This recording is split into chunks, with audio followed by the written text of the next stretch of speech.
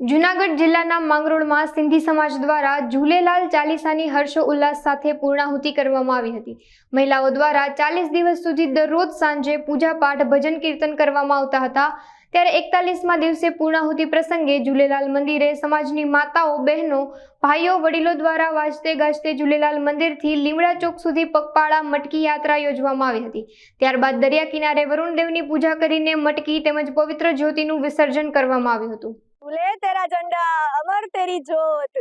आज रोज 23 जुलाईना दिवसेથી ચાલીસા સાહેબની શરૂઆત કરવામાં આવી છે અને આજે 41મા દિવસે બંદરે પૂર્ણાહુતિ કરવામાં આવે છે। માંગરોળ ઝૂલેલાલ પરિવાર વાજતે ગાજતે ઝૂલેલાલ મંદિરથી લઈ અને લીમડા ચોકમાં પગપાળા મટકીની યાત્રા કરવામાં આવી છે તથા બંદરે હર્ષો ઉલ્લાસ સાથે મટકીનું વિસર્જન, જ્યોત સાહેબનું વિસર્જન અને ભેરાણા સાહેબને પણ લઈ આવવામાં આવ્યો છે।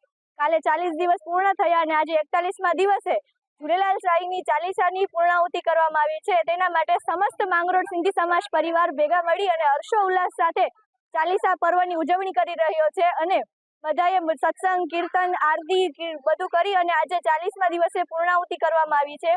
આયો લાલ સભાઈ ચો ઝૂલે ઝૂલે તેરા ઝંડા અમર તેરી ચો।